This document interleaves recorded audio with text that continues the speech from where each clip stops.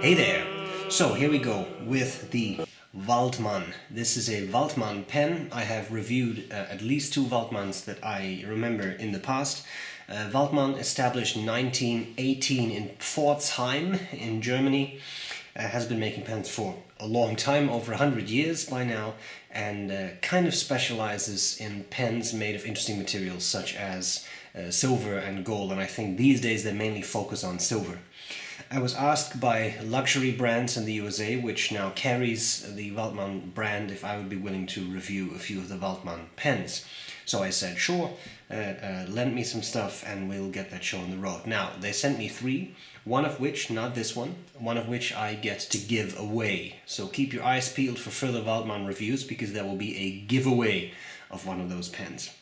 Okay, so this is the Xetra Vienna model. Which has a very nice, what we call a Viennese pattern carved into the cap. I will show you that a bit better when I point the camera down. And black lacquer. It's a very slim pen. Has in this case a steel nib, but I'll talk to you about all that. Let's cover the parts of this pen. Let's do a writing sample and let's see what I like about it, what I don't like so much about it. Let's get started. First of all, of course, a very kind thank you to luxury brands for lending me these pens. Alright, let's get to it. Boom! Waldmann Xetra Vienna Schwarz in black. Here we have the Waldmann box, cardboard outer box. Take this out. Have the actual box, nice and shiny. Ooh, oh, am I in there? Am I in there somewhere? Oh, hello, it's me. Anyway, little pen sleeve.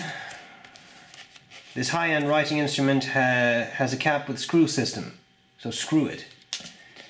Then we have this little pen bed. We have a little Waldmann warranty card. Why do I start to speak with a German accent? We have the Waldmann cartridges. We have the little medallion, which is here.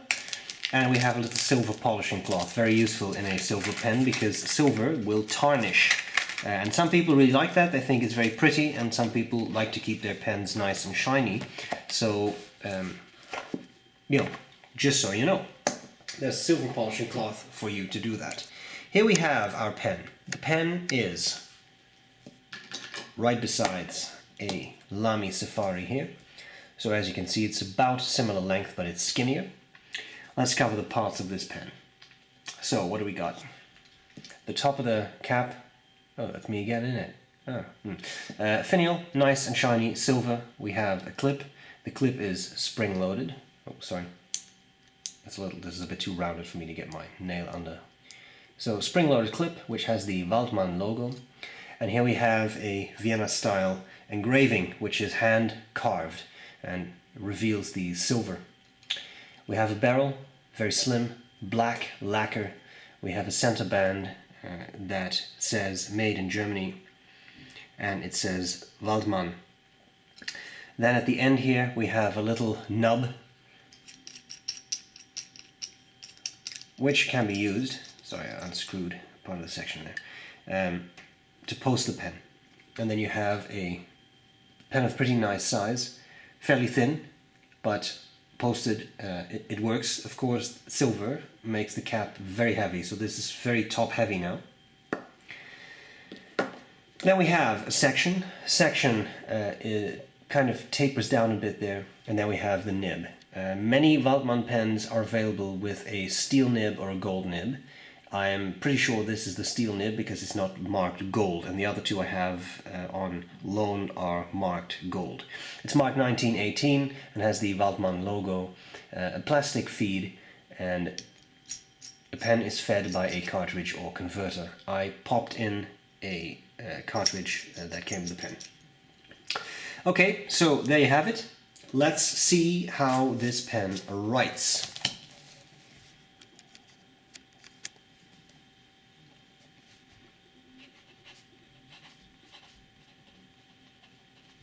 This is the Waldmann Xetra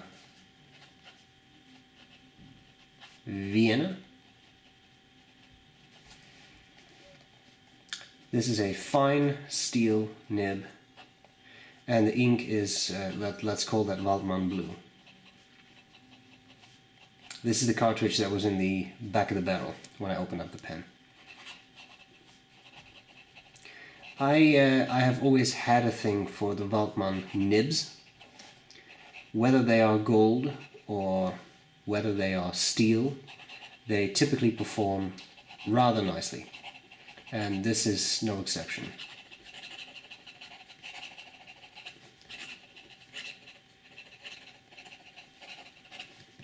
I seem to recall they were Bock nibs, if I remember correctly, but you see they perform well. Even with super fast writing, it performs nicely.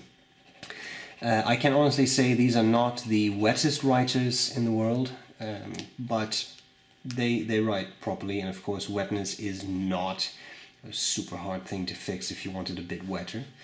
Not a lot of line variation in these. In the gold nibs that may be a little different for Waldmann, but expect a relatively stiff-ish nib, and of course always very careful when you do this.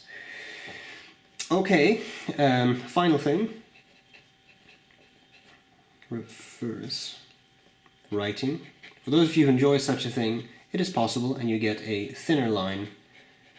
It's not even particularly scratchy. So with this model you could do that, but of course you start out with a fine, so it's already pretty fine to begin with. Let's see what I like and what I don't like about this pen right now. Okay, what do I like, what do I not like about the Waldmann Xetra Vienna? Well, the Waldmann pens I have used have always worked very well, and this one is no exception. A humble steel nib writes really comfortably, writes really pleasantly, so absolutely no complaints there, which I think is it's nice. Again, a very pleasant writer, a fun pen, and I really do enjoy that. I also like the complete package that you get. There is a little box of cartridges, which is great. There is a silver polishing cloth, which on a silver pen is great because it will tarnish, and again, not everybody likes that tarnished look. Having said that, I also think there are some things that I don't like so much about it. I find this a pretty small pen, to the point of almost being a pocket pen. It can be posted to make it bigger, but it doesn't post very deeply, very securely, I will say that, but with the silver, that makes the pen kind of top heavy. Very, very slim. It's a very slim pen, so that is not my preference, but that's completely subjective. There are people who love slimmer pens.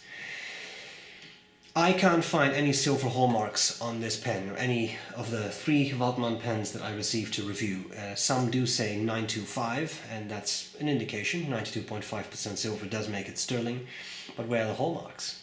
Obviously, I'm not saying that it's not sterling silver. I mean, I'm sure that if the company says this is actual sterling silver, but again, where are the hallmarks? And not every country is the same in the necessity to put hallmarks on, but to me, part of the charm of a pen, if it is silver, is that you do get those hallmarks. See, for example, Yardlead, which is stamped with, I think, something like 5 different hallmarks. There is no converter supplied with the pen, which I would love to see, especially given the price of these pens. This is the steel-nibbed version, which is about $243 US street price. The gold-nibbed version is $340. Even with a steel nib, almost 250 bucks for a pretty small pen, no converter provided, small pen. There is silver, but the entire barrel is lacquered, so if there is silver underneath you can't see it, which doesn't mean it's not silver, but you can't see it. I find the price quite steep for what this is, and of course your mileage may vary as always. Of course the hand carving would add to the price. It's not my favorite look on a pen, but that too is completely subjective. There are people who would love this. I think that really is my biggest issue. I just find it expensive for what it is. Having said that, a very kind thank you to Luxury Brands for lending me this pen. I appreciate it, and I hope this was useful, and I'm glad to see you later. Bye bye.